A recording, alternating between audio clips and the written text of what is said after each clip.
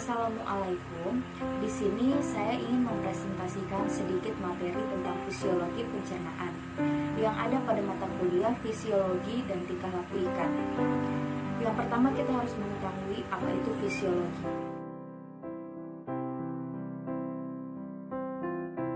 Fisiologi merupakan ilmu yang mempelajari mengenai fungsi, mekanisme, dan juga cara kerja organ, jaringan, dan sel-sel organisme. Ada beberapa persamaan antar sel, salah satunya yaitu yang pertama, tiap sel memerlukan nutrisi untuk mempertahankan hidupnya. Yang kedua, semua sel mempunyai nutrien yang sama jenisnya. Yang ketiga, semua sel menggunakan oksigen sebagai salah satu zat utama untuk membentuk energi. Yang keempat, hampir semua sel mempunyai kemampuan untuk berbiak atau memperbanyak diri.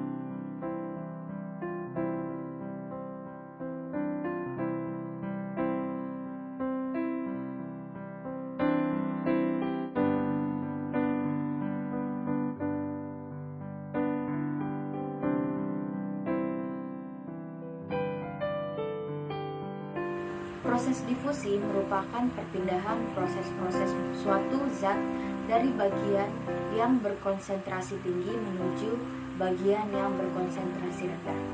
Difusi dapat terjadi melalui membran ataupun tidak melalui membran.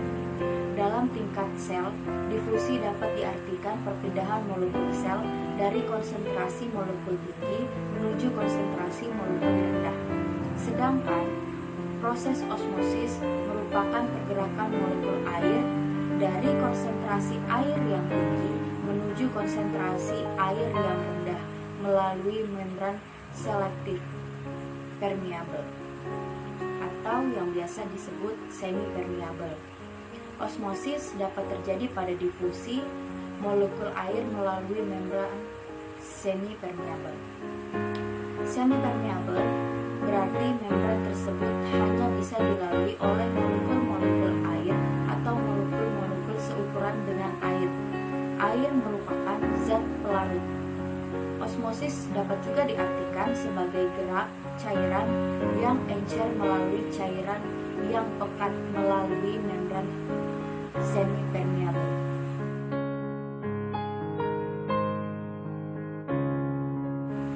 Transport aktif terjadi apabila sel secara aktif memindahkan zat-zat melewati membran sel yang menggunakan energi. Transport aktif dilakukan untuk memindahkan zat dari konsentrasi rendah menuju konsentrasi tinggi. Sedangkan eksositosis terjadi apabila terdapat molekul-molekul berukuran besar yang tidak dapat ditransportasikan melalui mekanisme transport aktif. Kemudian ada juga eksositosis, yaitu mekanisme transport molekul keluar dari sel dengan cara membentuk vesikula.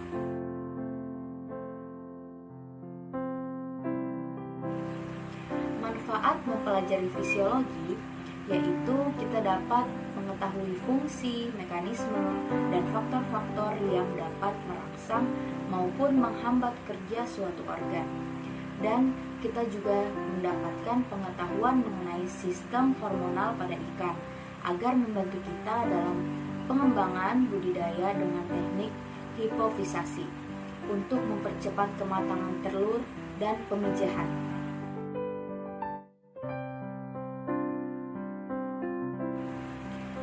Membahas mengenai proses pencernaan dan penyerapan makanan menyangkut pada yang pertama struktur alat pencernaan, atau tempat berlangsungnya proses pencernaan dan penyerapan makanan. Yang kedua, biokimia dari bahan yang terkait dalam proses pencernaan, yaitu zat makanan, enzim, mukus, asam klorida, cairan empedu, dan hormon. Yang ketiga, mekanisme pencernaan dan penyerapan makanan, yaitu mekanisme fisik dan kimia, serta interaksi antar komponen-komponen yang terkait dengan pencernaan dan penyerapan, sehingga makanan dapat dicerna, diserap, dan selanjutnya dapat dimanfaatkan oleh tubuh ikan.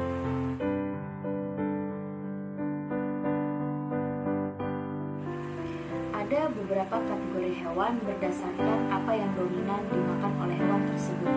Yang pertama, herbivora yang lebih banyak memakan bahan makanan dari tumbuhan. Yang kedua, karnivora yang lebih banyak memakan bahan makanan berasal dari hewan seperti daging. Yang ketiga, omnivora memakan kombinasi antara tumbuhan dan hewan. Yang keempat, detritivora memakan detritus. Dan yang kelima, plankton feeder memakan zooplankton dan fitoplankton.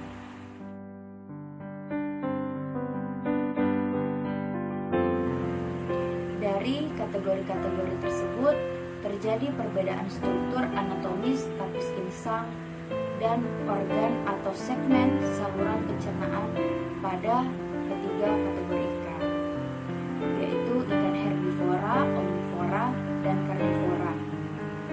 Apa saja perbedaan struktur anatomis tersebut? Yaitu yang pertama, tapis insang. Pada ikan herbivora, tapis insang banyak, panjang-panjang, dan rapat. Pada ikan omnivora, tapis insang sedang, dan pada ikan karnivora, tapis insang sedikit, pendek, dan lambung serta jarang. Yang kedua, rongga mulut. Pada ikan herbivora, rongga mulut sering tidak bergerigi. Pada ikan omnivora, rongga mulut bergerigi kecil. Dan pada ikan karnivora, umumnya bergerigi kuat dan tajam. Yang ketiga, lambung. Pada ikan herbivora, berlambung palsu atau tidak berlambung. Pada ikan omnivora, berlambung dengan berbentuk kantong. Sedangkan pada ikan karnivora, berlambung dengan berbentuk tabung. Dan yang keempat, yaitu usus. Pada ikan herbivora, usus sangat panjang, berkali-kali panjang tubuhnya. Pada ikan omnivora, usus sedang 2-3 kali panjang tubuhnya. Dan pada ikan karnivora, usus pendek, kadang malah lebih pendek daripada panjang tubuhnya.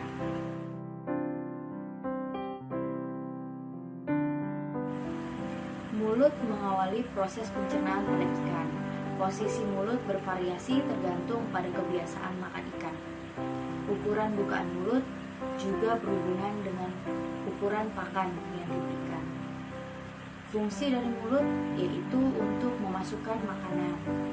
Posisi mulut pada ikan bermacam-macam, antara lain yang pertama yaitu terminal, yaitu mulut terletak di ujung hidung, contohnya seperti ikan mas. Yang kedua, subterminal, yaitu mulut terletak di dekat ujung hidung, contohnya ikan burung. Yang ketiga, superior, yaitu mulut terletak di atas hidung, contohnya ikan curung. Dan yang keempat, inferior, yaitu mulut terletak di bawah hidung, contohnya ikan pari.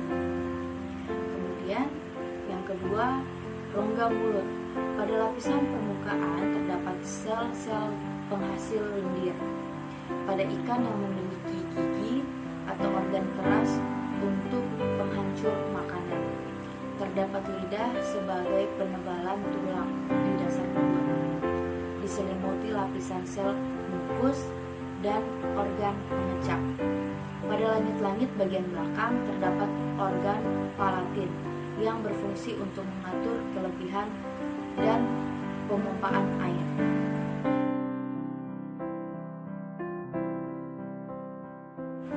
Esofagus merupakan permulaan dari saluran pencernaan yang berbentuk pipa atau tabung, mengandung lendir untuk membantu penelanan makanan. Pada ikan laut berperan dalam penyerapan garam melalui difusi pasif. Konsentrasi garam air laut menurun sehingga memudahkan penyerapan air oleh usus belakang dan rektum. Segmen eksofagus terdiri atas 4 lapisan jaringan. Yang pertama lapisan mucosa, yang kedua lapisan submucosa, yang ketiga lapisan otot, dan yang keempat lapisan cereus atau adventris.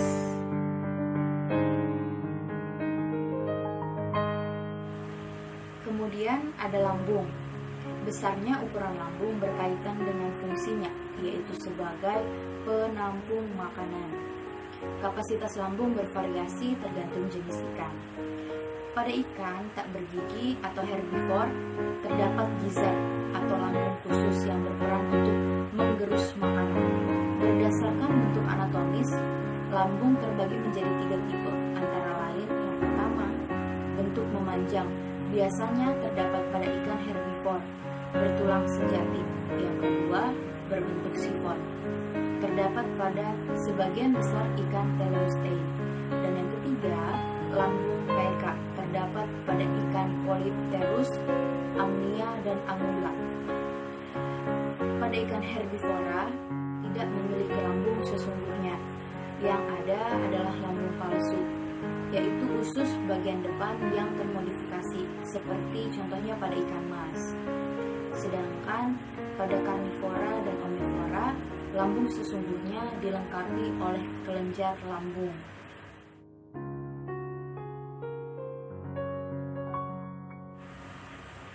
Kemudian ada pilorus.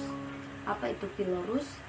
Pilorus merupakan segmen yang terletak antara lambung dan usus depan. Sangat menyolok karena ukurannya mengecil karena adanya penebalan lapisan otot melingkar. Berfungsi sebagai pengatur pengeluaran makanan dari lambung ke usus.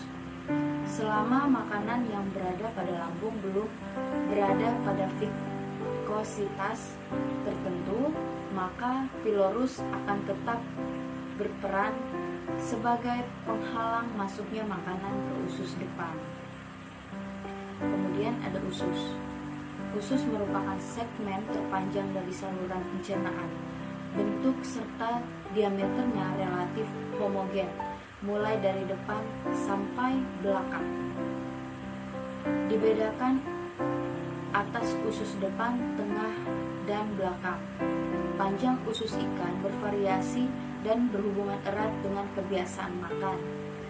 Ikan herbivora memiliki panjang usus berkali-kali lipat dari panjang tutupnya.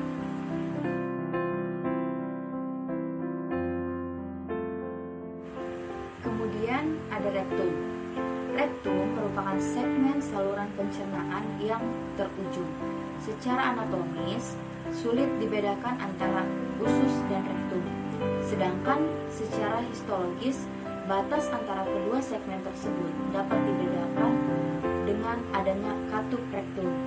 Katup rektum tersebut terbentuk karena adanya penebalan lapisan submukosa dan lapisan otot. Rektum tersebut berfungsi dalam penyerapan air dan ion. Kemudian ada anus. Anus merupakan saluran pengeluaran terujung dari saluran pencernaan. Pada teleostei, anus terletak di depan saluran genital. Sedangkan pada ikan-ikan yang bentuk tubuhnya memanjang seperti ikan mas, bandeng, dan sidat, anus terletak jauh di belakang kepala, berdekatan dengan pangkal ekor. Dan pada ikan-ikan yang bentuk tubuhnya membundar seperti ikan petek, tambakan, manfish, posisi anus terletak jauh di depan pangkal ekor, mendekati sirip dada. alat pencernaan ikan berkembang menuju arah kesempurnaan sejalan dengan pola pertumbuhan dipengaruhi oleh faktor dalam dan faktor luar berdasarkan antara jenis ikan yang satu dengan yang lain, kondisi lingkungan yang satu dengan kondisi lingkungan yang lain.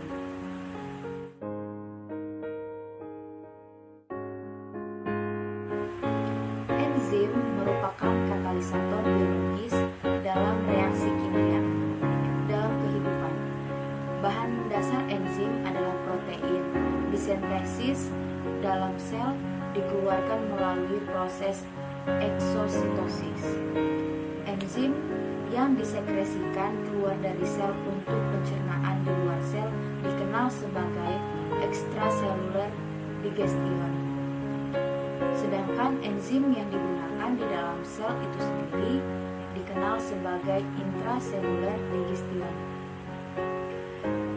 Fungsi enzim mengubah laju reaksi sehingga dengan kecepatan reaksi yang diperlihatkan dapat dijadikan ukuran keaktifan enzim. Aktivitas enzim dapat dinyatakan dalam bentuk unit enzim. Satu unit enzim adalah sejumlah enzim yang mengkatalis proses transformasi 1 mikromol substrat dalam waktu 1 menit pada suhu 25 derajat dan pH optimal.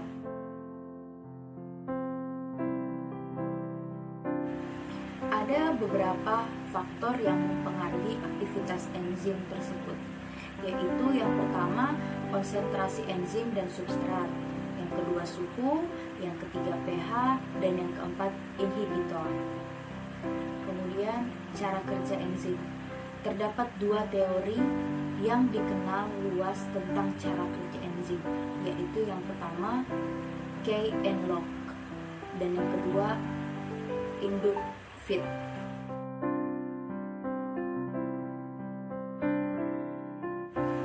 Apa itu teori Kay and Locke? Sesuai teori ini, masing-masing enzim memiliki area spesifik, disebut juga situs aktif, yang dimaksudkan untuk substrat tertentu untuk mendapatkan terpasang. Situs aktif enzim ini melengkapi bagian tertentu dari substrat sejauh bentuk yang bersangkutan. Substrat akan masuk ke dalam situs aktif dengan sempurna dan reaksi antara mereka terjadi. Kemudian teori Induct-Fit. Apa itu teori Induct-Fit? Teori ini juga mendukung hipotesis gembok dan kunci bahwa situs aktif dan substrat cocok dan bentuk mereka saling melengkapi. Menurut teori Induct-Fit, bentuk situs aktif tidak kaku. Hal ini fleksibel dan perubahan sebagai substrat datang ke dalam kontak dengan enzim.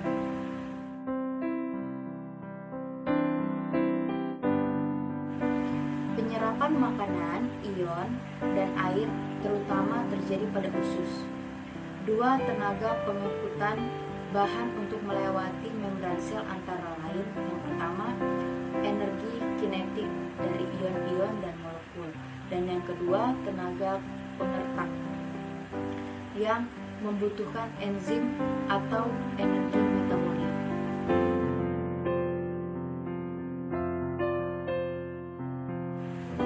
Dari dalam, yaitu rasa lapar yang terjadi karena penurunan kadar metabolit darah karena digunakan dalam proses metabolisme dan adanya rongga yang kosong dalam lambung.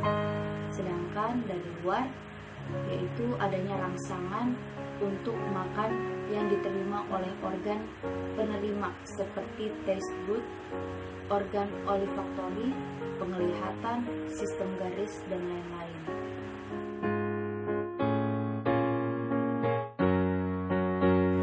Jenis ikan tertentu memakan makanan kemudian dihancurkan dan ditelan.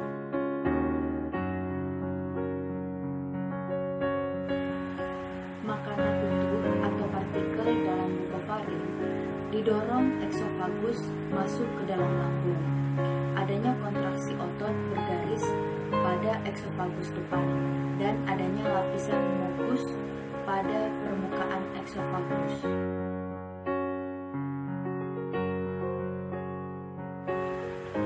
Pencernaan merupakan proses penyederhanaan makanan melalui mekanisme fisik dan kimiawi, sehingga makanan menjadi bahan yang sederhana dan melarut dengan mudahnya dapat diserap dan diedarkan ke seluruh tubuh melalui sistem peredaran darah. Pencernaan makanan dicerna melalui mulut menggunakan gigi dengan melakukan proses pemotongan dan penggerusan makanan, kemudian diteruskan ke lambung dan usus dan melakukan proses gerakan atau konstruksi otot pada segmen tersebut.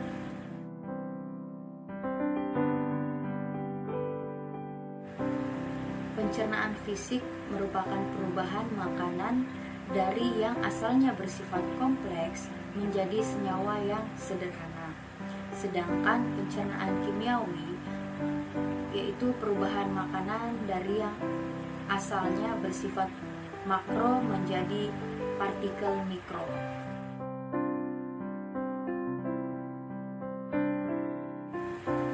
Berdasarkan organ yang menghasilkannya, enzim dibagi atas 3 bagian, yaitu yang pertama enzim lambung, yaitu enzim yang disekresikan oleh kelenjar lambung, contohnya pepsin.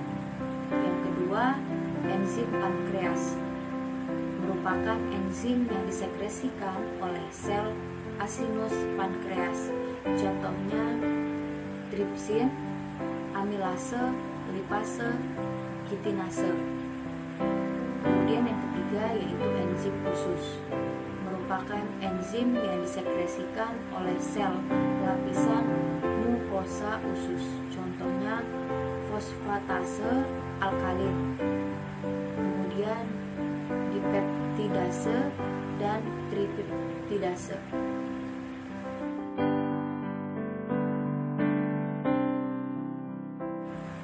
Enzim hidrolase terdiri atas enzim yang menguraikan ikatan-ikatan peptida, enzim yang menguraikan ikatan-ikatan ester, dan enzim yang menguraikan ikatan-ikatan oksidik.